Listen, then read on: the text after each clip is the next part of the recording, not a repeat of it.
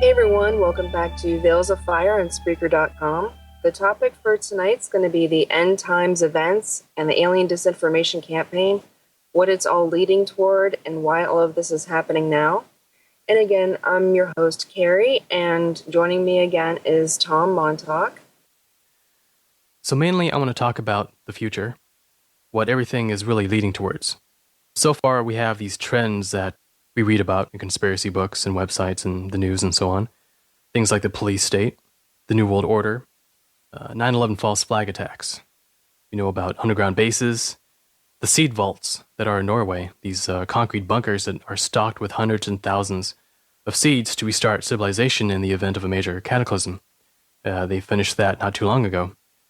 We have things like alien abductions. We have mind-controlled sleeper agents embedded in our society, ready to sabotage infrastructure if they're given the command. And we also have secret societies doing these really weird rituals, like the Super Bowl and the Olympics and any sort of like mass event. They have these mass rituals that are stocked full of symbolisms, indicating that they're expecting the birth of a new age of sorts. It's kind of like the birth of the New World Order that they're trying to orchestrate. Now, the big question is, why is all this stuff happening all within the past 50 to 100 years? It's not happening for no reason, obviously. It's all leading towards something huge. The alien agenda has been setting up the machinery for thousands of years, okay? They have orchestrated certain religions. They have manipulated political and scientific beliefs. They have set up all the different chess pieces, getting it ready for some point coming up in our imminent future where they are going to activate all these pieces and pretty much do what's called the end game. That's where everything that people are expecting could be played out. Okay, so what is it all ultimately coming to, and most importantly, why? Ultimately, you have this huge convergence of different cycles from different sources, be it astronomical, be it synchronistic, like what the Mayan calendar talks about. You also have like biblical prophecy, Scandinavian mythology concerning the end times apocalypse event that they call Ragnarok. Even the Zoroastrians, which is this really ancient religion out of the Middle East, the Persian area, they have this concept called the Frasho Careti, and it's very similar to the idea of the Christian apocalypse or the Scandinavian Ragnarok, which it's the whole idea that the world will come to an end and that something supernatural will replace it.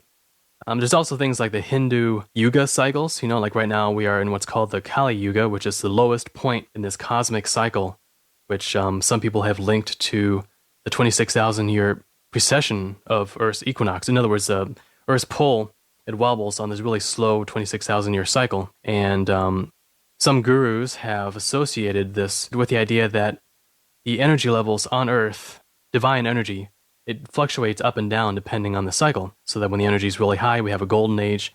And when it's really low, we are stuck in this really morally bankrupt type of civilization. So, there's a lot of tension in the air. People are really subconsciously responding to something like animals sensing a storm coming.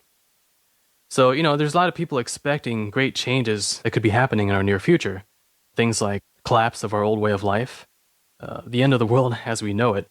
And not the end of the world in totality, just a major change in our living conditions. Some have predicted mass insanity, people going crazy all over. Other sources have talked about the end of linear time as we know it, like time getting kind of glitchy and rubbery and kind of things not making as much sense as they used to. Volcanic, seismic, and solar upheavals, the sun going nuts. Increased earthquake activity. It's something that we're definitely seeing right now. Yeah, we're definitely seeing that right now. Yep, so a lot of these things that have been predicted, they are starting to occur. You no longer have to be a fundamentalist Christian believing in end times events and the rapture and all that to know that something's going down. I mean, it doesn't matter where you turn. You can totally ignore the Bible. You can go, you could study the whole alien research literature, right? Even the aliens themselves are saying that they're here because something big is coming up, and they're trying to prepare people for it. But, the flip side of that is that maybe they're just trying to hijack the outcome of whatever this chaotic period entails. And there's also been the whole idea of people having dreams of seeing alien sky battles. The sky is just filled with ships. I actually have those. Oh, you've had some of those? Yeah, I actually have those kinds of dreams. where there's UFOs in the sky during the day, and like it's completely normal. Yeah, it's strange. I mean, I've had a couple of my own, and my girlfriend has had some, and pretty much majority of the people that I talk to that are into researching the alien subject, and some of them that don't even believe in aliens, they've had these dreams as well. And it's not like these dreams are purely symbolic. They seem rather realistic a lot of the times. So it's almost like they're getting a glimpse of either the way things are right now in the sky and we just can't see it, or they're getting a glimpse of the future where such things will become common. Okay, so the whole alien factor, that's a big part of the future. There's also the whole New World Order idea, the rise of the Antichrist. And, if you progress even further in the future and what prophecies have said about it, um, there's the important factor of divine intervention, if it ever comes. The Christian idea of the second coming, which actually, you know what, I should mention, it's not even fully a Christian idea. It goes all the way back, like I said, to Zoroastrianism. Anyway, their version of the end times events is very close to what we know today about what the second coming might be, which is mainly this radical change in our consciousness where our mind transcends the ego and shifts into this higher mind, which is a lot more powerful than the lower mind that we're used to. And, certain mystical avatars throughout history, a lot of them were almost like the trailblazers, being able to achieve this higher consciousness before most other people can. But now we are entering a time where this can happen to a lot more people. And that's one of the forms of divine intervention that can actually end up busting up the control system that we've had here for so long. Because right now, in our current state, being limited to our 5 physical senses and being stuck in linear time and, just not being psychic at all, we are at a very serious disadvantage to the forces that we are up against. Yeah. Etheric energy is not widely spoke about amongst the UFO and alien community. It's not a big topic, and it definitely needs to have more light shined on it. So I'm glad that we're talking about it right now, because I definitely want to learn more about it. So yeah, when I originally began researching the alien subject, I didn't know anything about it. Although funny enough, at the time I was doing a lot of experimentation and research into orgone energy, which is used for healing purposes and also for weather modification. Little did I know at the time how much this so-called orgone energy would later factor in to the whole alien agenda and what could be going on during the end times. So everything from the collapse of the old way of life to mass insanity to volcanic and seismic activity, a lot of it can be explained by etheric energy. But really what it is, it's called various names. I mentioned orgone. It's also known as prana. In Eastern systems, it's called chi energy, so like qigong or feng shui, the way it manipulates energy. The energy that they're manipulating in these systems is etheric energy. The ancient Egyptians divided the human body into several different components, not only the physical, but also a couple non-physical layers to it. And one of them was called Ka, Ka. And what this Ka was, it was like the Lifeforce Energy body, which, nowadays we know as the etheric body. What exactly then is etheric energy and why does it matter? Well, it matters because the level of etheric energy on Earth, it fluctuates over time. It's a cyclical kind of thing. And depending on how high it is or how low it is, all life on Earth, especially the human civilization, because it so much affects our consciousness and our vitality, these things go up and down in sync with that. So, the rise and fall of civilizations, the degree to which humans are morally corrupt and spiritually blind or versus enlightened, a lot of it traces back to etheric energy. right, exactly. In the research that just the little bit of research I did, the etheric energy, from what I understand, is our aura. And from what I read, that it keeps us connected with the world around us. Right, yeah. You have to understand that our minds, the very core of our consciousness, is completely beyond space-time. It's something that's 100% metaphysical. And in order for it to interact with the physical world, and that includes our bodies, our brains, our DNA, our neurons, and so on, it needs an in-between, an energetic interface through which it can then influence the material world, and through which the material world can in turn relay, sense impressions back to the mind. So you have physicality on one hand, totally on one end of the spectrum, and then you have consciousness, which is on the other end of the spectrum. And those two things are a little bit too far apart in order for them to interact directly. So that's why you have to have this interface layer, which is etheric energy, or what's known as the etheric body, that allows them to do this. And the way it does this is by influencing matter at the quantum level. See, everything that is physical around us, if you zoom in on it far enough, you have these little tiny electrons, protons, all these different subatomic particles that are popping in and out of existence and acting in really random ways. Well, etheric energy can influence the probability of whether a subatomic particle does one thing or another, and that then can scale up to whether a neuron fires one way or another way, which then gives rise to thoughts and movement and speech and so on. So, without the etheric body, the mind wouldn't be able to influence matter as much as it can. Okay. Is that tied into like our third eye or our chakras, or is it the same thing as our spirit? Because I'm sure that a lot of the listeners are trying to figure out if the etheric energy is the same thing as our spirit or our chakras or our third eye. So what is the difference in those? The way that I define spirit is that it's the core of our being, the thing from which your awareness comes from, your self-awareness, I should say, your thoughts, and your free will. All of that, the very core of your being, that is what I call the spirit. And that's the thing that's completely outside of space-time and requires a couple more intermediate layers in order to be able to eventually influence the physical body and stay incarnated within it. As far as chakras go, they are energy vortices. They're located up and down our body, and each one is associated with a different color or a different pattern of etheric energy. So you might have, for instance, the very bottom chakra, the sacral chakra, connected with only one grade or one color or one level of etheric energy, which only has one function.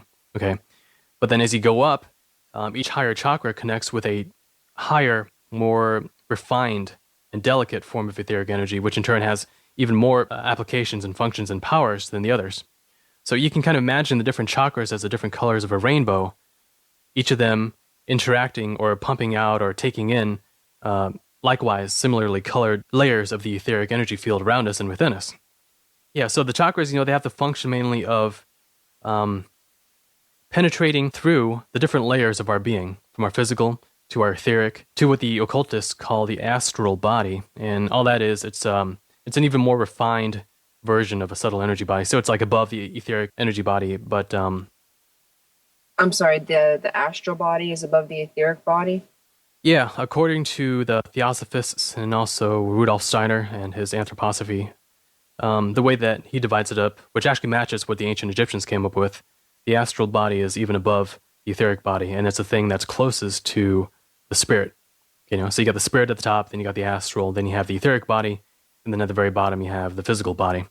And what the chakras do is they are interdimensional vortices that penetrate like skewers all the way from the bottom to the very top and kind of tie them all together. It's kind of like string going up through multiple layers of clothing. It kind of like ties it all together and allows them all to interact with one another. Okay, it makes a little bit more sense now. Still learning, but it's coming together little by little. So yeah, so etheric energy, one way to interpret it is that it's our life force energy. It keeps us alive because it keeps our minds in our bodies, allowing one to influence the other. But etheric energy is also a little more general than that. I mean, we're totally embedded in it. It's kind of like it's a substrate in which all of space-time, matter, and energy is embedded. It's kind of like the source code of reality, or kind of like the HTML code behind a website. Computer code, if you really go down to the very nitty-gritty of it, it's all ones and zeros. But the way it's all interpreted, it ends up becoming visual images on our LCD screens. Well, same thing with reality itself, where we look around us and we see objects and we see energy. But if you really were to go underneath it all you would have is a big underlayer of etheric energy. And part of that etheric energy, depending on how it's patterned and how much of it pokes up into our realm of perception, those parts then become what we know as physicality. But the parts of it that are more organized and clumped together and associated with living things, that's what I mean by life force energy. So, we're embedded in this very basic level of etheric energy, but there's parts of it that are more sophisticated, being associated with life force. So, etheric energy then is two things. It's both the source code of our existence, and it's also life force energy. When I was reading the one website about etheric energy, about it being part of our life source and how we're all supposedly born with a certain level of this etheric energy, and certain things we do can diminish it rapidly, and it actually determines how long we're going to live, and once it's gone, then we just cease to exist. If you are depleted completely of etheric energy, then you die. And even if it's weakened, you age more rapidly, you become more susceptible to illness. And that's because etheric energy is life force energy. The stronger it is, the more it allows consciousness to reign over matter. Yeah, and the weaker it is, the more matter then in turn reigns over consciousness. Okay, like right now, in the average human, currently our etheric energy is rather dim. We are like dim bulbs as far as the intensity of our etheric energy goes. So in other words, what it means is that we have only enough life force energy to barely keep us alive. And if we had more, then we would be able to overcome such things as aging or illness, pain, injury, and the limitations of the 5 physical senses. Now, if someone came along and dumped a lot of etheric energy into us, then we would be able to basically stop aging, overcome illness, and we would be able to see beyond the 5 physical senses because etheric energy would amplify consciousness to such a degree that it would actually develop new psychic organs, allowing us to perceive things that currently we cannot. So I guess the question I have is, we all know that we only function on about 8% of our brain capacity right now. And they say, I think Einstein functioned on 11% of his brain capacity. So if we educate ourselves and learn to function on more of our brain capacity, do we get more etheric energy, or do we have to have the etheric energy before we can evolve? I mean, and where would you get more etheric energy from? I guess if we knew that, then everybody would have it, right? Right. And, actually a lot of the Eastern mystical practices, yoga, meditation, and even in the West with certain Rosicrucian psychic training practices, they all aim to elevate and condition your etheric energy in order to get you to break out of the limitations that you have. Because I've always, understood the concept of meditating to relieve stress and to make your mind at peace, but I never looked at it in the way that you could actually get more of this etheric energy by meditating. And also, I think they said if you eat like real healthy, like you have to really eat organic food, you can't eat any of this processed food. It's actually killing our etheric energy. Diet does play a role in it, but it's not enough. You basically would have to do nothing but drink, multiple glasses of raw vegetable juice every day in order to get enough etheric energy to make a difference as far as aging goes. But of course, if you eat nothing but dead and processed foods, what it's going to do, it's going to deplete your body's etheric energy a lot faster, and therefore you're going to age faster. There's a balance between environmental factors like chemicals that try to wear your body down, and that then is counterbalanced by your etheric energy field pulling your body in the other direction towards health and vitality. So depending on which one is stronger, you're going to get one or the other. Now, these Eastern practices that allow you to elevate and condition your etheric body, it's not just general meditation, if you read instructions about transcendental meditation and follow that, it really wouldn't do too much for your etheric body because these meditations are not designed to do that. They're only designed to still and train and discipline your mind. Nowadays, they're used more for stress relief than anything. But to actually use them to become psychic and so on, you have to kind of drill down into these different studies and get into the more esoteric aspects of it. Like for instance, in yoga, there's a bunch of different types of yoga. Well, there's also this one practice called Taoist yoga, and that's the one that's actually that's one of the methods that aims towards elevating your etheric energy levels and getting you to become psychic and slow down aging and so on. What does that one do differently? Well, with that one, you're actually the first thing you have to do is you have to enter this state of consciousness halfway between waking and sleeping. Now, what happens in sleep is that the moment you fall asleep, your etheric body loosens itself a little bit from your physical body and expands. So it's kind of like a flower blooming in the sunlight. When you are in a state that where your mind is still awake, but your body has fallen asleep, your etheric body has kind of expanded and become a little more activated. And once you're in that state, then you can use visualization, intention, to move your etheric energy around your body to different parts, not only raising it in amplitude, but also sending it towards parts of the body where normally it isn't too strong in. And when you do that, then what happens is certain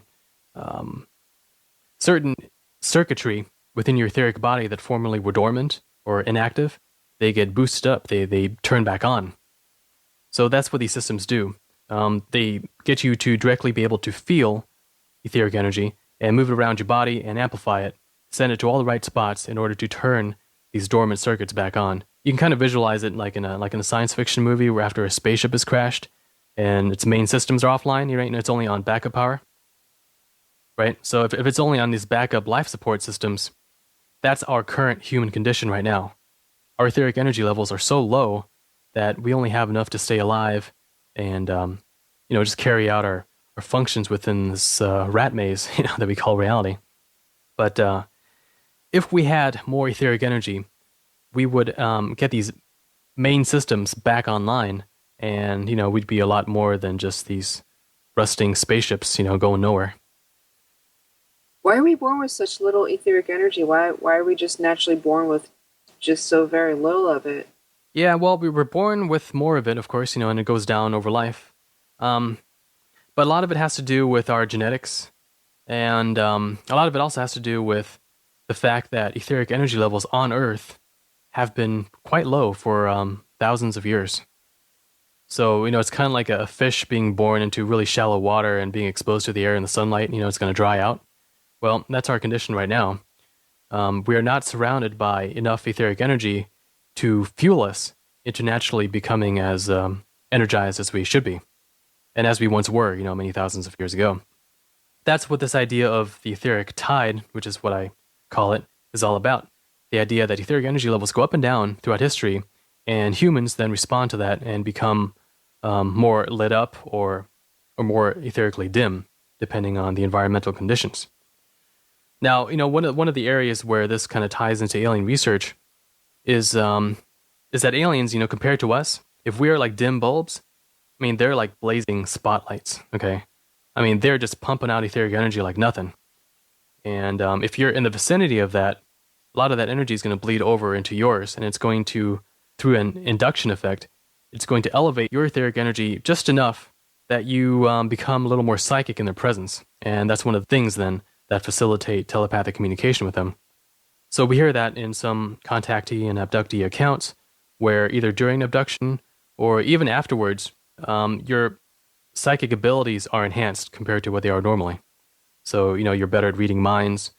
And the only reason why that is because you were either activated or stimulated by the intense etheric energy fields of these aliens.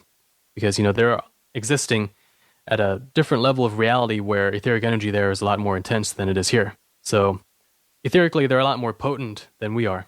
We're a lot closer to trees and animals and rocks than we are to aliens as far as our etheric energy levels are concerned. Yeah, I definitely experienced a little bit of that with that one being that was in my house that one time, because he was glowing, and I never really thought of it as etheric energy, but I guess that's what it is. Yeah, the thing is, etheric energy, if it's strong enough, it's going to impact your senses even if you're not all that psychic. Okay, so you'll be able to perceive an aura around them, for instance. So, a lot of these old medieval paintings with saints and stuff with a halo around their heads. Well, that was a visible emanation of their etheric bodies, just because they were that beaming in terms of their etheric energy. And it shows it around the top of the head because it was associated with all the higher chakras, the third eye, the crown chakra. Although any of the other chakras, be it your heart chakra or navel chakra and so on, they also can become intense emitters of etheric energy corresponding to their type. Like I said, you can think of each chakra as a particular color, and the type of etheric energy it pumps out and takes in is of that corresponding color. So some chakras are more powerful than others. Like the heart chakra is way more powerful than, the sacral chakra. And the kind of etheric energy that the heart chakra pumps out and takes in, it's a lot more delicate and sophisticated than the other types. Meaning, it's kind of like crude oil, which is what our lower chakras would be putting out, versus jet fuel, which is what our heart chakra and our crown chakra would be using. So it's like a different grade of etheric energy. So, that's why in Eastern practices, the heart chakra is one of the chakras that's associated with wish fulfillment. In other words, when it's activated, reality starts bending a lot more to your deepest desires and your thoughts and emotions than if it were not have activated, or if it were strictly your lower chakras that were activated. And that's because the kind of etheric energy that your heart chakra deals with, reality is a lot more responsive to that. Okay, so there's different types of etheric energy, and some can bend reality more than others, allowing the mind to influence matter a lot more than the others can. Like when we talk about aging or healing or illness and so on. Well, if your heart chakra is activated, you have enough energy in you to reverse aging or just heal disease just by the power of the kind of etheric energy that your heart chakra uses and puts out. And that's why love can often be such a powerful force in healing not only yourself, but also others. Whereas people who have that part of themselves cut off and are only trying to use the lower chakras, they might not have as much success. I'm really glad that we're talking about this because it just really reinforces the thought of course, there's higher beings that don't want us to evolve and have more etheric energy and want to keep us slaves to the system. And it's just really eye-opening to talk about this.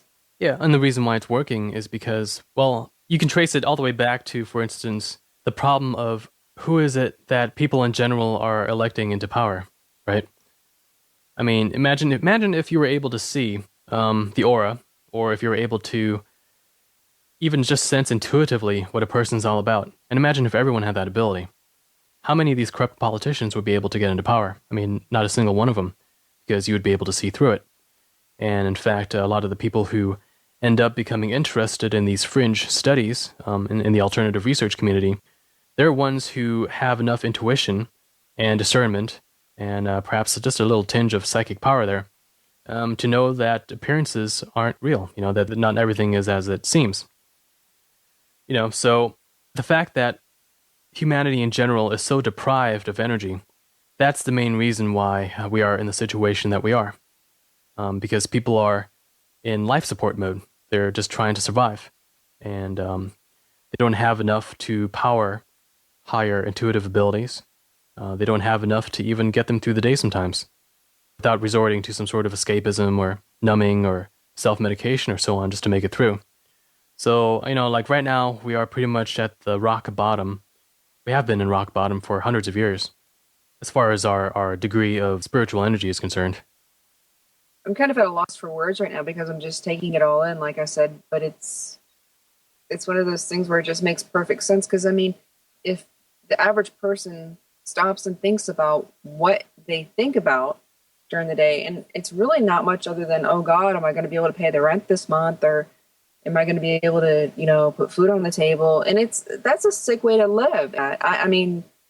Well, what's bad about it is that even right now, people who are pretty well off, if they're cut off from intuition and higher abilities, all they really have to go on is the five senses and the material world and the rules of the matrix. So even if they aren't really concerned with day-to-day survival, they instead are, preoccupied with material distractions, immersing themselves in mundanity. And if they have a soul, if they have a spirit, it doesn't take too long for them to start feeling rather empty about their life. They have all the material goods that they want, but something is still missing. So, it doesn't matter if you're rich or poor. If you don't have the core spiritual energy that you need to truly be alive, then you might as well be dead or pretty much digging your own grave in life. Yeah, and, the system that we live in, the structured, what is supposed to be a, democratic system or whatever, that the people are supposed to have the voice and, we're supposed to be able to choose these leaders that are supposed to be speaking for us when in reality that's not the way it is at all. It's not just the elite, it's also the population. It's two parts of the equation, one reinforcing the other. So even if you were to eliminate all of these elites, you would still have a population that would then put similar people back in power given enough time, just by virtue of their not being vigilant and not being aware. So, the problem, all of it traces back fundamentally down to how conscious we are in life.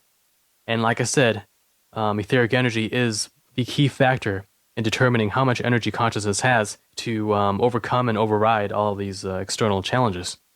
Unless the fundamental conditions change within us, the same patterns are going to repeat on the mass scale. And that then brings me back to the ambient etheric energy levels on Earth and what would happen if they were to increase for whatever reason. Paranormal activity would increase quite a bit.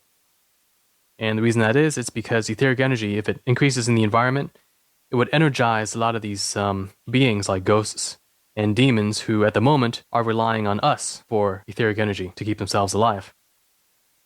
These entities would become more tangible, more powerful. Not to mention, if it were to increase, our abilities to perceive them would also go up. So overall, life would go from the old, everything is matter and energy and nothing more. It would go beyond that and take on a more supernatural overtone.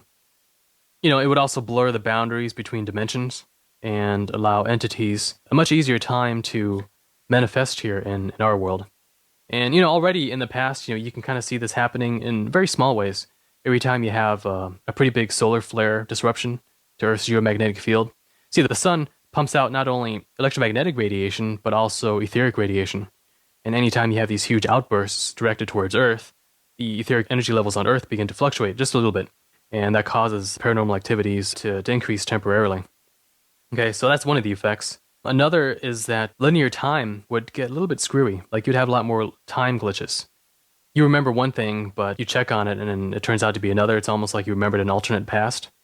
I've had things like that happen where it's kind of hard to explain. Yeah, it's like you think that something ended a certain way, and then like you just said, you go back and you check on it and it's different or something like that. Yeah, I actually had that happen today. It was really strange. I thought I had placed a book on the shelf when I actually hadn't yet, and I swore I did. But it wasn't even like one of those, oh, well, I didn't do that. It was one of those, I swear I did it, I know I did it, and here it is. It's not on the shelf. It's really weird.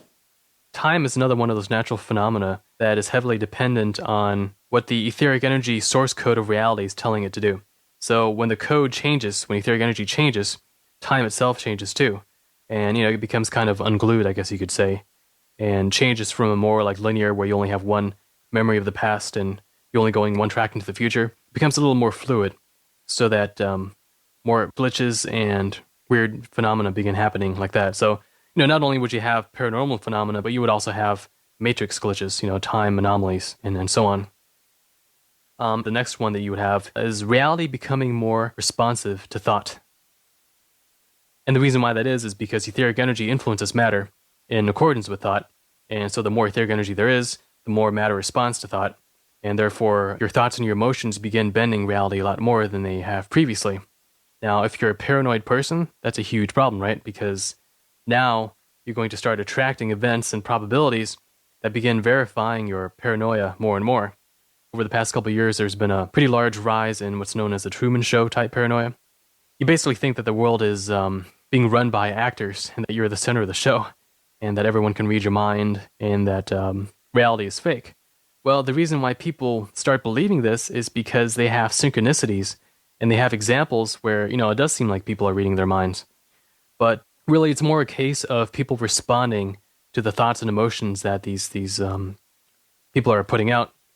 And it creates this feedback loop, where the more paranoid you get, the more events you attract that confirm that paranoia. So, if etheric energy levels on Earth were to increase, this feedback loop phenomenon would also amplify. And people who are deeply stuck in fear and paranoia, they would pretty much they would create their own hell from reality a lot more easily than they have in the past. But, on the flip side, if you have healthier thoughts and feelings, it does the opposite, and allowing you to almost create a kind of mini heaven in your life if you can get yourself there, mentally and emotionally.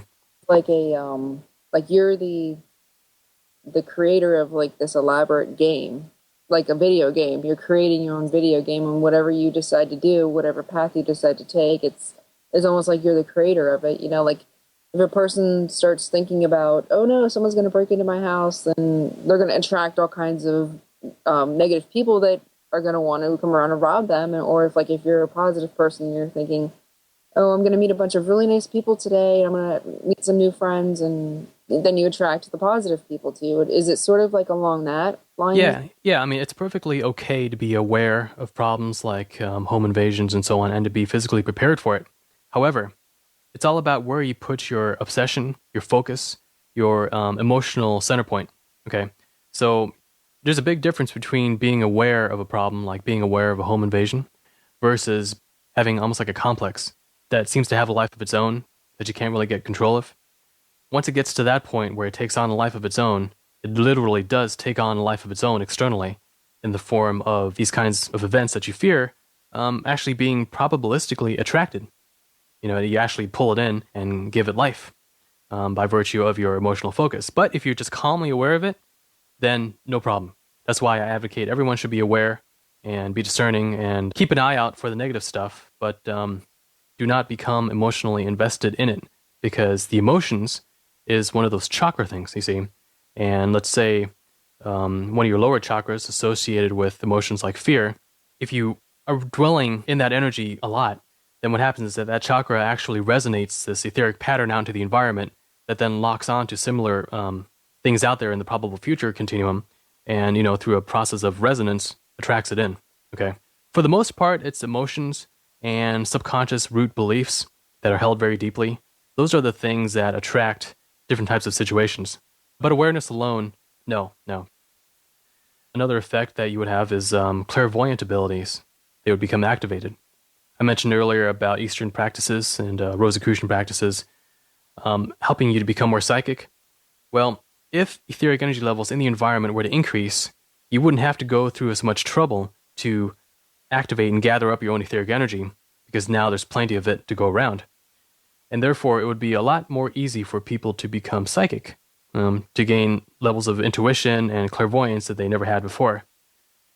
And, if that were to happen, well, you'd be able to see ghosts, for instance. So these people that are supposed to be dead, you'd be able to see them, and hence you would get prophecies about the dead rising from the graves. It's not really that, it's more just being able to see these discarnate souls who just who became earthbound after death. Not everyone goes on to the spirit afterlife necessarily. Some of them kind of get stuck here due to their attachments here. Or sometimes it's just their etheric body that gets cast off after death, and it kind of like wanders off and does its own thing, almost like an etheric zombie of sorts. And those things then end up becoming ghosts a lot of the times, and people can only see them if they're temporarily etherically activated due to could be astrological reasons, or the phenomenon of poltergeist, where young people, they're going through adolescence and put out a lot of this emotional energy. Well, that emotional energy is a form of etheric and astral energy, which then feeds some of these really weak paranormal entities that are around and makes them strong enough that they begin manifesting in the physical, and therefore they're able to, pick up objects and throw them around. But if etheric energy levels were to go up, you would have these poltergeist type phenomena increasing as well. Aside from that, you would also be able to see cloaked aliens, cloaked alien ships. That's most likely where these dreams about being able to see alien sky battles comes from, because apparently in our atmosphere we have a lot of invisible aerial traffic going on, ships flying all over the place, just that normally we can't see it because our perceptions are limited only to the 5 physical senses. Yeah, I was just going to say, my next question is, well, in addition to the aliens and ghosts, then would that also include like the demonic realm of, the demons? Would we see a lot more like possessions and demonic things happening? They would be more tangible than before. So whereas before you might only have a vague feeling that something might be around, if your clairvoyant abilities were activated, you'd be able to see them or hear them or, sense them a lot more directly than before. If these beings become stronger, then yes, you would run into problems of possession, because they would have a lot easier time manipulating certain people and taking them over. if these people are weak. Perhaps, that could be what's going on now. More people than ever getting possessed and driven into doing very inhuman things. So then, that gets into the next point, which is that enhanced etheric energy levels would shift us into an altered state of awareness. And where we see that already, like I mentioned, was in the alien research field, where the intense etheric energy fields that aliens are pumping out causes an induction effect. What would happen is your mindset, your conscious awareness would actually expand and grow bigger. So that if you were to look back upon your former self an hour ago, your former self would seem like this really small shoebox, kind of constricted awareness. And any experience that you might have during the encounter, it becomes memories that later on become only accessible if you shift back into that expanded state of awareness. So in other words, if an alien comes around and your etheric energy levels go up and your mind expands, then all of a sudden you have access to memories that they weren't able to access earlier.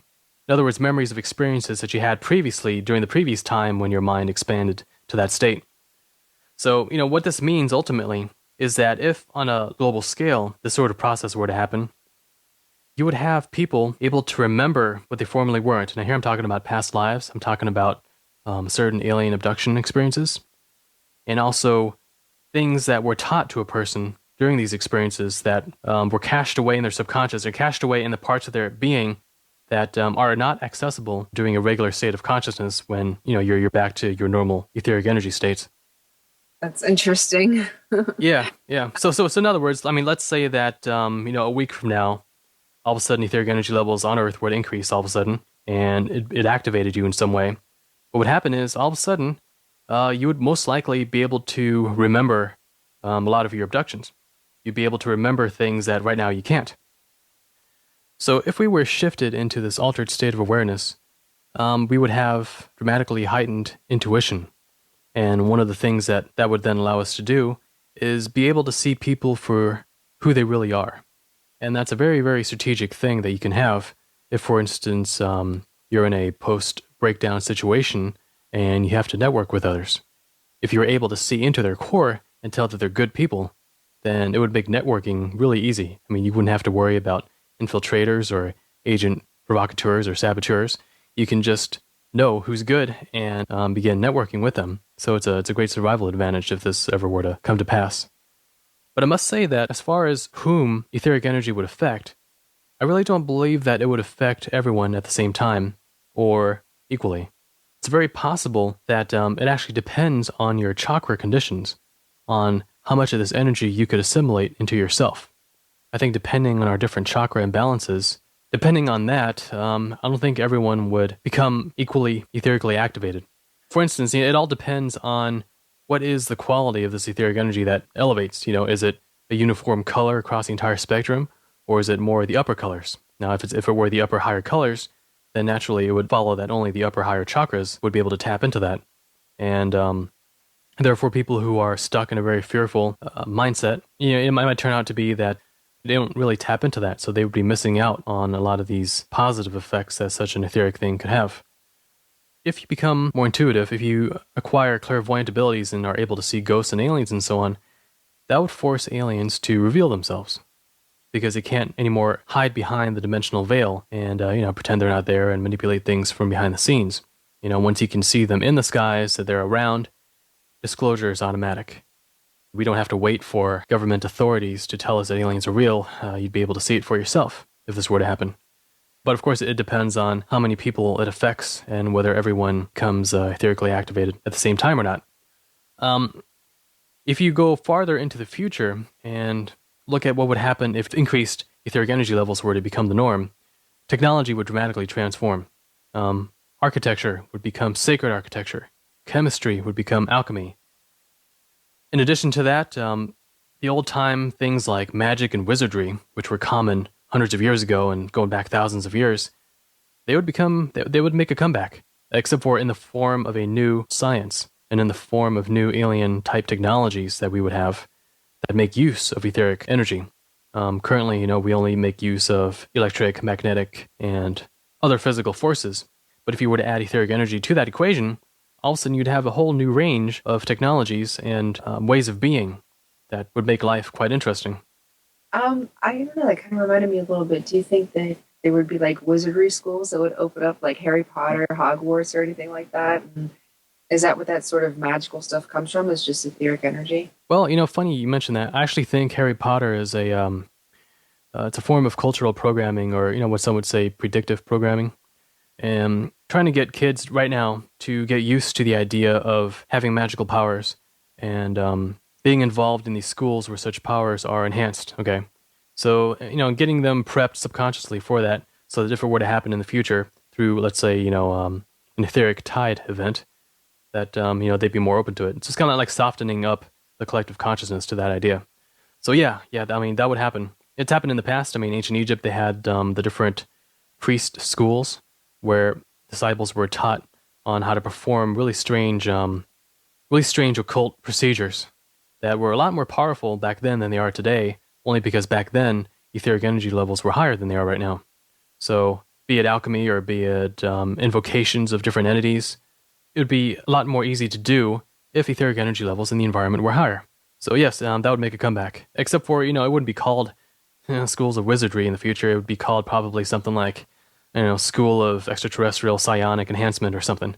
Because, now we have a better understanding of what the stuff is really about, as opposed to the ancients who, used more arcane terms. Now, more interestingly, another thing that higher etheric energy levels would do in the solar system is it would actually impact the way the sun and the core of the Earth, and actually the core of the other planets, how they all behave. There was this study out of Stanford University by Professor Peter Sturck. He discovered that solar activity influences radioactive decay here on Earth.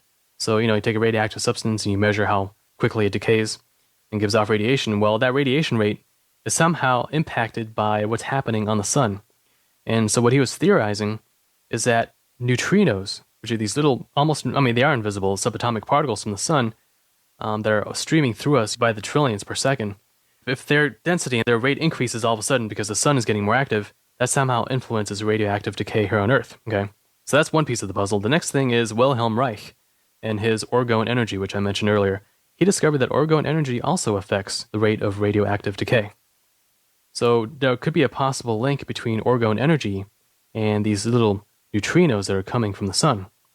Well, this French scientist named Louis Kervran, he linked neutrinos to alchemy, to alchemical transmutations of elements, like from lead to gold, or even from things like calcium to some other element.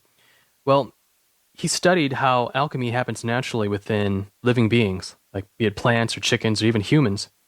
And he theorized that neutrinos were the key factor in allowing these magical alchemical transmutations to happen. So that's another piece in the puzzle. So all this means is that there's a link between neutrinos, etheric energy, and radioactive decay. Now, the reason why that is important is because 80% of the Earth's internal heat is due to radioactive decay. If the rate of radioactive decay in the Earth were to suddenly change, that would create almost like a thermal shock to the Earth's system. And a lot of that flow of the magma within the Earth, it would speed up or slow down depending on that. And that would result in this huge spike in volcanic seismic activity on Earth. So a lot of these prophecies and predictions, they've also included earthquakes and volcanoes as being one of the end times predictions, having a rather large increase in those. And in fact, that's what we're seeing right now. Part of that might be due to etheric energy levels on Earth currently already starting to increase. So, what does cause the etheric tide? There could be the etheric equivalent of nebulas floating around that we pass through. Another is that the center of our galaxy actually is emanating these radial beams of etheric energy. And so then as we go around it, we get irradiated by it periodically. There's also the possibility that it could be driven by supernovas. Supernovas pump out a huge, huge amount of neutrinos, which, as I mentioned earlier, are tied to etheric energy. It's possible that anything in its shockwave path would be irradiated by a rather large spike of etheric energy. The last possibility could be that our sun has a twin star that it orbits around, or that orbits around it, and that this twin star, due to what it's made of, it is surrounded by a rather intense etheric energy field. So then as we approach it, and as we get farther away from it during the orbit, it affects correspondingly the etheric energy levels on Earth. but I'm pretty sure it has a cosmic origin of some type. So with all these global cataclysms that are predicted, with this change in consciousness, with this breakdown of linear time and human self-evolution and, achieving a supernatural state of existence, how do aliens react to such a thing, right? And that pretty much explains the entire alien agenda. I mean, for instance, if they can't hide anymore, then they have to figure out a way to maintain control with us being aware that they even exist and then with us being able to see them. So that's the whole point of the disinformation campaign, to prepare us and make us ready to accept them when that point comes that we can finally see them and they can no longer hide. If they want to maintain their control permanently, then they would have to pretty much genetically modify us as soon as they can so that we become these psychic idiot savants, without any spiritual connections. So they become these psychic slave workers who, despite the elevated etheric energy levels, we are still somehow psychically blinded from seeing certain parts of reality and seeing certain parts of the alien agenda. Because if you think about it, like even right now, we have Greys and other alien groups that, despite having very strong psychic powers, they're still spiritually dumb enough that they keep going along with, the negative agenda of their supervisors. The aliens would have to try to get us to become more like themselves, more intelligent, more psychic, but at the same time spiritually dumbed down. And I think that's where the whole genetic alien hybrid breeding program comes into play. Because if they can hybridize the human race with Greys, then we would become spiritually dumbed down. So I think that's how they will try to lock us down mentally and psychically and spiritually before we ever get the chance to grow our wings and flee the pen, so to speak. Yeah, but there are positive aliens trying to counter all this, to ensure that with this etheric tide, that we start off on the right foot and that we end up building a positive civilization. So the future really isn't locked into stone at the moment. Positive forces, they work in a very sneaky, strategic, invisible kind of way. And those are the kinds of things that you might not necessarily know about based on the research. But the fact that we're still around, that we still have people like ourselves talking about these things, shows that there is enough protection that, we might succeed in the future in undermining the negative alien agenda. Gives us hope that the good guys are on our side. Yeah. But, there's a pretty big challenge because these negative alien factions, they're being pretty comprehensive in how they want to accomplish what they want to do. They're using all these different avenues to target a broad spectrum of people. Well, what is the disinfo that they're trying to push out specifically? It falls into one of two camps, okay? There's one camp which basically says that aliens are benevolent and they know what is best for us, that it's human nature and greed and paranoid leaders who have held us back, and that therefore we should hybridize with aliens and let them lead us, to modify us so that we become better as beings and that we take the next step in evolution. And that aliens are good, the human race is bad, and that we need them to survive in order to save the planet. So that's the one main core or one main camp of alien disinformation that's been out there for years now, ever since the 60s, really. But starting around, I'd say 2009 or so, there was a new approach that started becoming activated. And this was almost like the polar opposite of that, which is that aliens are violent and hostile, and that they are a military threat to our existence, and that therefore we must unite behind our military and our Black Ops programs in order to fight off these invaders. The whole disinformation thing, it uses these two false dichotomies. And the reason why I call them a false dichotomy is because it's basically playing the idea of evil, violent aliens against the idea of peaceful, benevolent aliens. It's like a good cop and bad cop routine. In other words, here's the fallacy. The core fallacy is this. If aliens are evil, then they have to be violent. And if they are peaceful, then they have to be good. But that's totally false, because you can have peaceful but hostile aliens who use a non-violent form of deception and persuasion and mind programming in order to take over a planet without ever having to blow up a single building. So here's the funny thing, up until about 2009, the message really was mostly that aliens are good.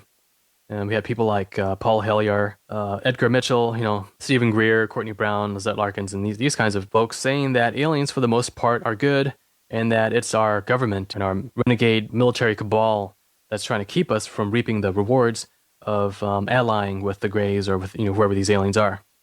So that was a spiel until about 2009. And then, like I said, early 2009 things changed, and all of a sudden you had movies like The Fourth Kind, which portrayed the Greys in this really horrible, demonic sort of way. And you also had like people like Stephen Hawking and even Michio Kaku. I mean, these are big shot guys saying that aliens are a threat. So things shifted towards the idea of aliens being violent invaders, and that we pretty much need a new world order in conjunction with all the goods that Black Ops military can offer in terms of a really advanced defense in order to fight them off. But ultimately, these two camps, like I said, are playing off each other, and they're all part of the same deception. It's very likely that in the future, that the agenda could use some sort of patsy space terrorists to play the role of invaders, just to justify some sort of a global martial law lockdown. They can definitely use some sort of a false flag alien invasion to do that. But here's the thing.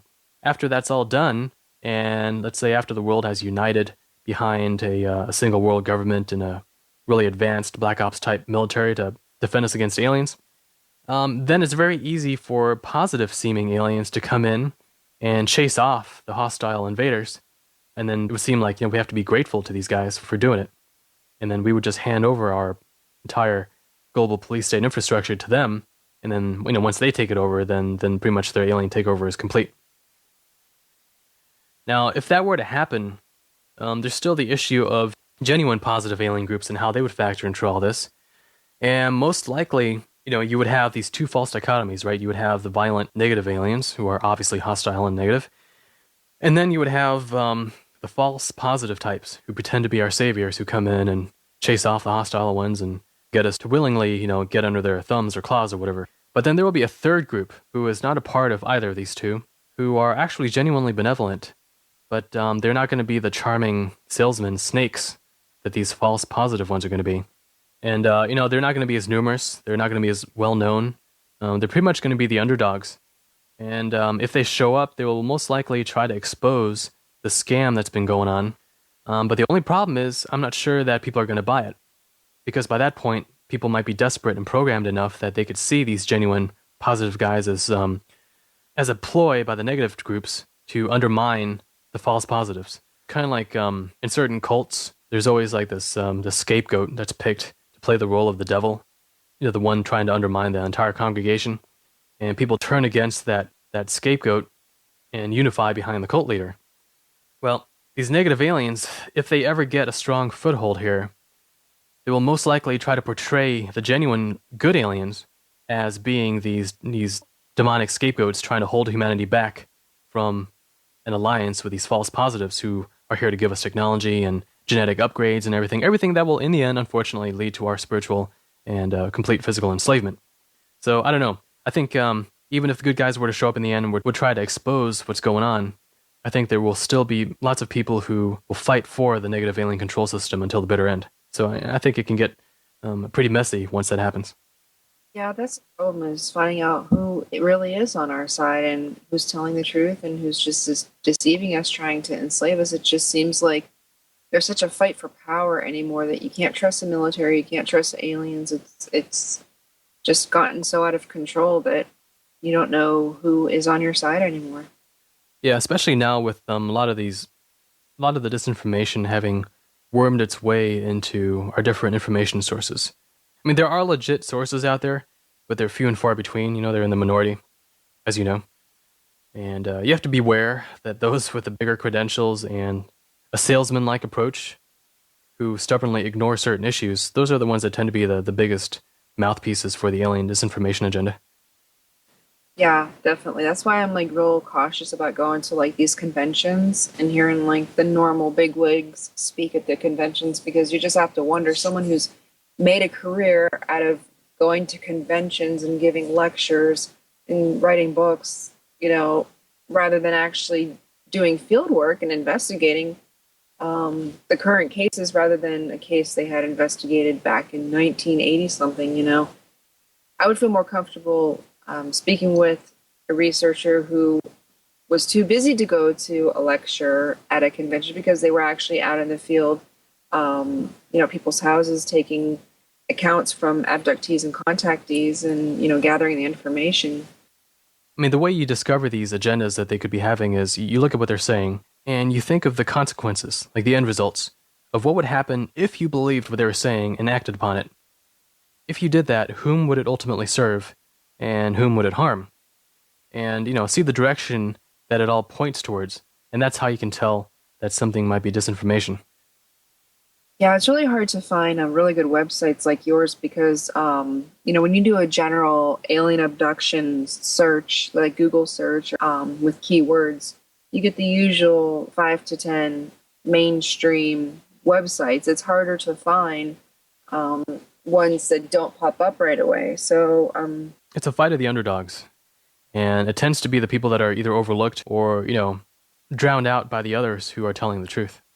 yeah, it seems like that, doesn't it? That there seems to be like the same 5 people like on all these shows. Like I don't want to name names or anything, but like the Ancient Alien series, you'll see those people on other shows, and it's just, you have to wonder, like, there's got to be other, researchers, and I don't really like to call anybody an expert. No one's an expert in this field, but you can have degrees or whatever in history or anthropology or whatever, but no one's really truly an expert in the field of ufology or extraterrestrials. All we can do is examine the history and culture and things like that. So there's plenty of people out there with who are just as educated as the ones that you see on TV all the time. So Yeah, if you are these alien powers and you have the ability to mind program, to nudge people telepathically, without them knowing it, it's very easy to get only the people that you want on these major information outlet sources, and to take the others and to demoralize them, to preoccupy them, just to get them to not ever be able to follow through in working their way into these positions. So, you have certain people that are boosted in every way possible, and you have the other people that are being pressed downwards. And therefore, we see who we see on a lot of these shows. So that, you might only have less than, 20% of the people on there actually being the good guys telling the truth. And then the other ones are there as an artificial chorus to drown them out. yeah, definitely. That's what it seems like to me. Right. Someone who has the proper research that needs to get out there, needs to be told to people, so they can be properly aware. I mean, that person is up against a pretty steep incline to be able to gain the same level of prominence as, some of these disinformation agents. I mean, you have to wade through, like I said, mind programming. You have to wade through certain steered agents who are placed in your life sometimes to sabotage you if you're not careful. So, you have to overcome a lot of these obstacles to ever make it, whereas others are pretty much given a free ride to be put in the spotlight. And it seems like some of these individuals that are doing all of these lectures and going to the conventions, I find that some of them are really just trying to be famous. They're not really in the field of ufology or researching abductions for the right reasons. They're in the field because they believe that it's going to get them famous and that they're going to, make a breakthrough that nobody else ever made, and they're going to have like the best footage, UFO footage of anybody else, or best abduction experience. And then when they find out that when you're in this field, no one is really truly famous in this field, there's just very well-known cases, then you'll see them trickle into other avenues of trying to find a way to get themselves back in the media spotlight and attain that level of fame. For me personally, I don't find them to be too much of a problem, just because what they're saying, it's more ego aggrandizement. It doesn't really say anything new. The ones I'm concerned about are the ones who have evidence, who are very well spoken, but who are speaking a very dangerous lie as far as the nature of the alien presence goes. They're the ones who are, pretty well positioned opinion leaders, able to steer public perception on the alien matter. Yeah, and it doesn't even have to be anybody that isn't making any money off of it to establish their credibility. It could be somebody who has, like you stated before, people with titles behind their name, doctor, so-and-so, who went to Yale or whoever, that, well, he must be telling the truth because he's educated. And that's not true at all, because there's plenty of liars that are well-educated people, so... Yeah, it just makes you a more sophisticated liar, right? Exactly. Okay, so given all this, what do negative aliens really want for our near-term future? Well, they can't disclose their existence in our current state because, right now we're still too free. We're still too well off. A lot of us are way too jaded to even care. So, right now we can still think, we can still research, we can still consider and reconsider, to organize and reject any of these ideas. And that's a problem. I mean, under this current state that we have right now, there's no way that aliens can show up and reveal their existence. It just wouldn't work.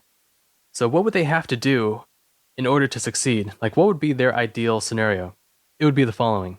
First of all, they would have to cut us off from information. So most likely, before they reveal themselves or before we can fully see them on a mass scale, they will have to take down the internet and put in its place more of a one-way direction of information, like a one-way information stream. Something like an emergency broadcasting system, where the internet's down, maybe even phones are down, and all you have is an emergency broadcast from a centralized source going into everyone's homes so that everyone is watching it, and there's no way for people to communicate with each other and debate and discuss this. So internet going down, that's pretty likely. Number two, they would need to keep us from mobilizing and organizing, to restrict free travel and to restrict public assembly. Because then, it's very easy to keep people divided. And if they're unable to organize, then you can run a dragnet and deal with people one by one, which is a lot easier than dealing with an entire army, for instance. Beyond that, you would have to make them confused and disoriented so that their judgment is off and so that they are more suggestible. When people are confused and disoriented, they whirl around themselves trying to grasp onto anyone that gives them answers, give them some sort of certainty. And once you do that to people, then you can feed them any lie that you want.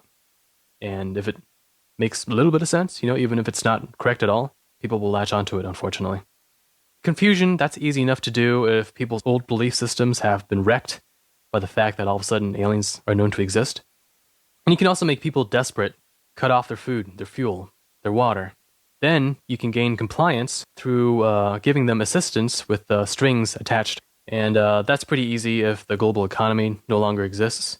If there's been some sort of a disaster or global economic collapse that has really put a dent into food, fuel, and energy infrastructure. So if people are confused and disoriented and they're desperate, now they're very easy to manipulate.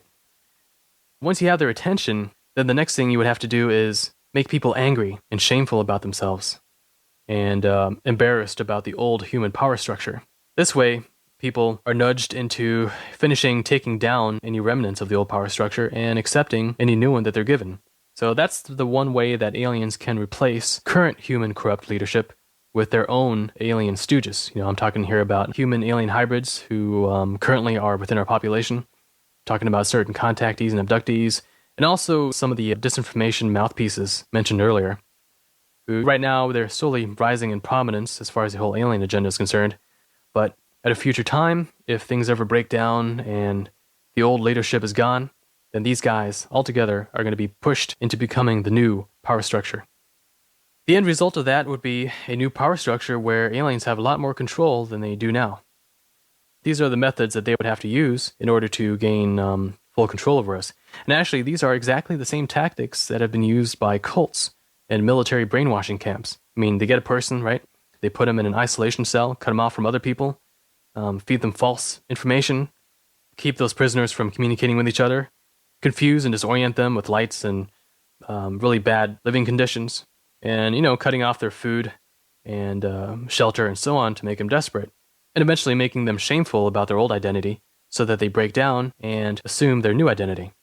So these are the things used by cults and brainwashing camps that can be applied on a massive global scale very easily by the alien agenda. And in fact, I think that's where all of it could be going. The only thing that they would need then is an excuse to, shut down the internet, to reduce food, fuel.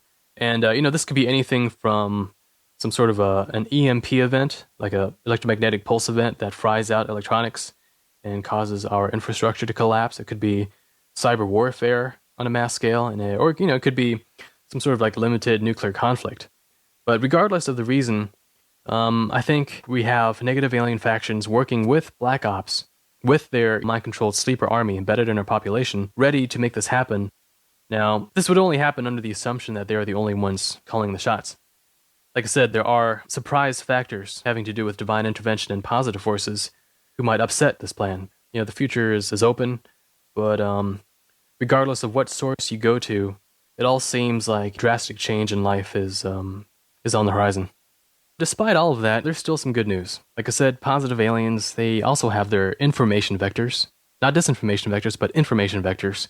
Here, as researchers, as certain experiencers out there trying to put out the truth, make people aware of the different alien deception tactics and what they're really about. Also the difference between genuine positive aliens and false positives or the obvious negative types. They're trying to counter this every step of the way, but they are the underdogs, and they don't have all the big, obvious information channels out there. It's not like they control the media, but what they do have is the smarts, the strategy, and they have a bit of divine guidance on their side.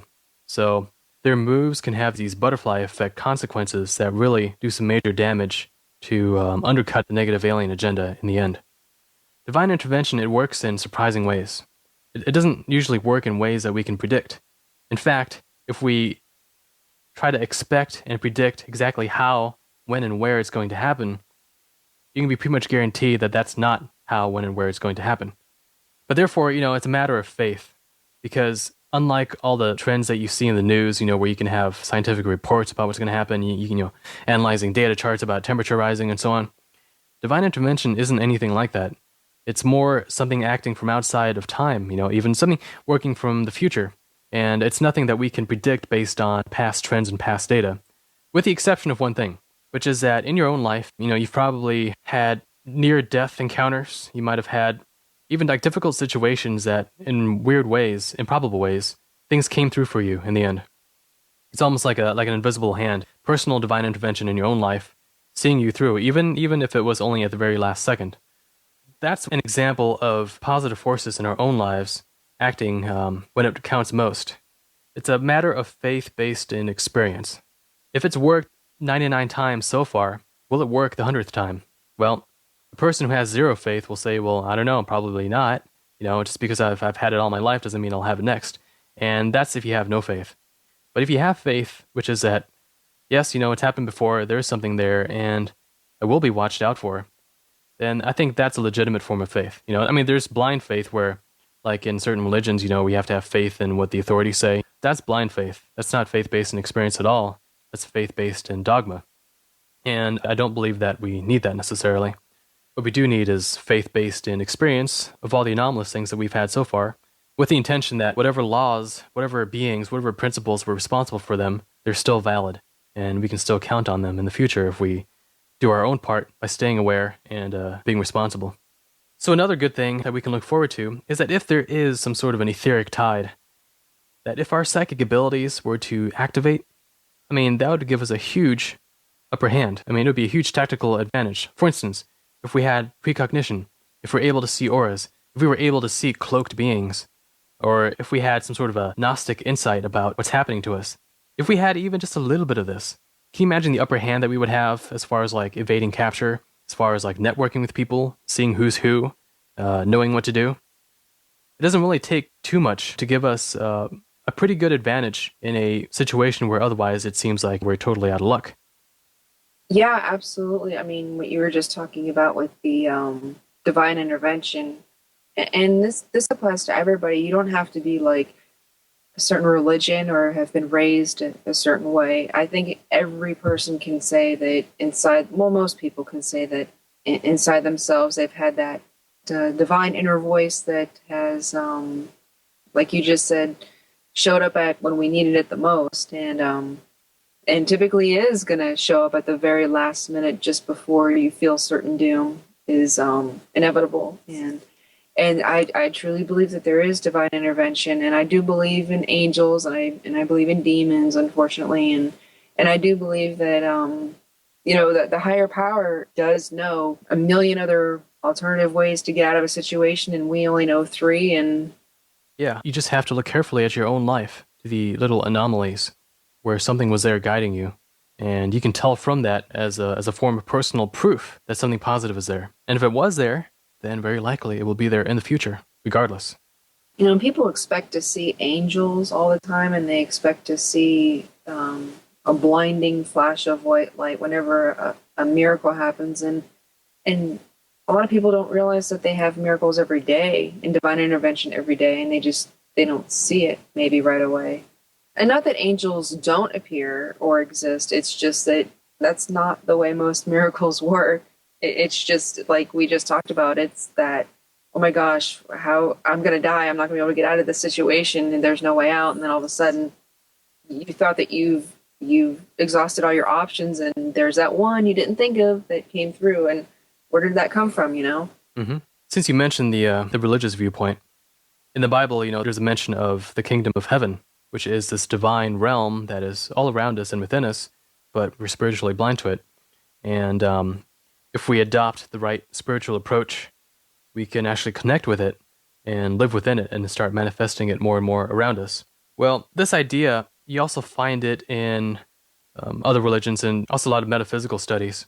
But it has to do with the idea that there's a better reality around us that we can transition onto if we resonate with it. And by resonate, what I mean is adopt an etheric pattern that is similar to the one that's natively there. So if you resonate with this better reality, then in the future, it's possible, our very timeline, our reality could split between a negative timeline and this other positive timeline. Some people say that this positive timeline already exists in parallel to us, that this better reality is already here. And that, we just have to change ourselves internally, spiritually, mentally, emotionally, and also through our actions in order to get there. But the fact that aliens, we can see them appear and disappear, so they're going back to something. So we know that there's alternate realities. So it stands to reason that if they can do it, perhaps we can as well. And perhaps there is something other than just this world that we're in right now, which appears to be going down in flames. If that were to happen, then actually the situation would be a lot like The Matrix or like the movie like The Island or Logan's Run, where you have this small group of people who are like pioneers who make it out of the old Matrix control system out into this new reality and become empowered there and become transformed. As the old reality is breaking down, they actually come back and help liberate the rest of the people. I think it's possible. I think it's very likely, in fact. And it's one of the few things that can counter a lot of the pessimism and doom that we find out there right now concerning our own world. And not to advocate escapism and to say that we shouldn't care about what's happening here because we're all just going to flee to a better reality. But if this world here does become unsalvageable, then there still remains a glimmer of hope that maybe there is something better that we can transition onto. And aside from that, of course, there's the idea that certain aliens will rescue us, which is a problem, because you don't know, if aliens show up saying, "Hey, you're about to get annihilated by, I don't know, a solar flare or tsunami or something, and you want to come with us? Well, we'll save you." Question is, would you go with them or would you not? Because you don't know what's on the other side of that door or the other side of that portal. For all we know, it could be an alien sausage factory, right? It could be a big chute down into a meat grinder if you don't know what you're doing.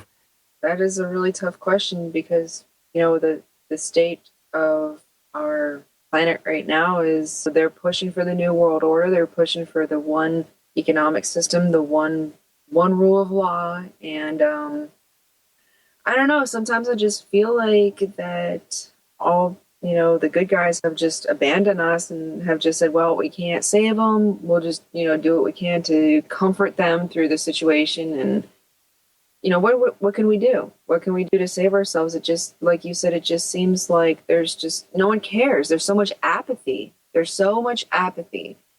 FEMA camps are ready to go. We know that. We've seen, they got the fences up with the barbed wire. They've got the plastic coffins, the cheap ones that you just throw into the ground and you could just pile them on top of each other. And everybody's just walking around like zombies, like, nothing's going wrong, everything's fine, and we'll just keep going to work every day and paying our bills. And it's madness. Everything is just madness anymore. It's like you said, we're all going down in flames, and we are. Yeah, well, here's the thing. Einstein said that the solution to a problem cannot come from the same level where the problem originated. And we know that the problem that we're facing now originated, ultimately, with human ignorance. The fact that too many people cannot see through the deception that others have put up. And therefore, these other psychopaths have been able to worm their way into power and take things over and help each other and drive the whole system down into the ground. So, if that's where the problem came from, then the solution has to be outside that. Therefore, one way or another, we would need, be it the Etheric Tide activation, where we gain back some of our faculties, our psychic abilities, our superhuman powers. Because, and really, to get through this challenge, to get through these seemingly insurmountable odds, we have to have an equal and opposite level of asymmetric advantage over it. And that would be done through a combination of, like I said, divine intervention, increased mental powers, and also help from any positive aliens. This is a whole other subject for another show, but it just, when you look at the big picture of this new world order that they're trying to push for, it goes back, geez, pre-World War One. I mean, it's just like we're fighting this fight constantly, and it just, like you just said, it's like, the corporations and the bankers and the politicians, they're all friends. They're all looking out for each other, and there's this false reality that we have any say at all in what they do. And, well, we can protest, we can get petitions going, but I mean, look at all these things that just got passed in Congress that are really unconstitutional, and it's happening. Mm-hmm. Indefinite detention, and it's so much. I can't believe that it got this bad. So, you're right. We do have to find a way out of it. We do have to evolve, or, I mean, what is really the solution without having to have a whole army of aliens or angels come here for our salvation? What can we do to save ourselves, The solutions will not be found within the 3D control system. All the methods that the system has set up for us to change things, I mean, we already see that it's breaking down.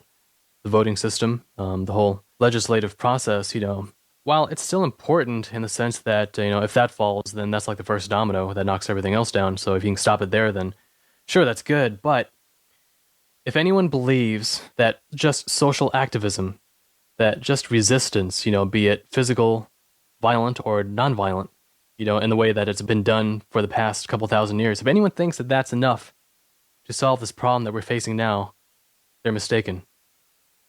Because we need more than that. We need something supernatural, superhuman. We need a total internal paradigm shift to tackle this. And I don't think it's a matter of hoping that it'll happen. I think it's a matter of universal divine necessity that it will and must happen. I mean, that it will happen because it must. The direness of the situation is what brings about the necessity for these previously unimaginable assets, these powers to evolve. Yeah, hopefully maybe we can, like you said, go into a different realm or a different dimension where the people don't try to enslave each other, and these negative people that are in our government right now, the politicians and all the leaders, they can just stay here and enslave each other, and we can just go off to a better place. And yeah, I mean, that would be the ideal thing if it were possible, and it very well could be. But we can't 100% rely on it. Obviously, we do have to do our best to salvage the situation. But if it ever becomes unsalvageable, then yes, that option remains. I think we talked about a really important subject tonight. I'm glad that you chose this for us to discuss. So hopefully it helped open a lot of people's eyes and got some good conversation going, and something we could definitely elaborate on in the future. Just want to thank all of our listeners that tuned into the show tonight. And as always, stay tuned for our next show. We have plenty of interesting and important topics to discuss. So thanks for listening in, everybody, and have a great night.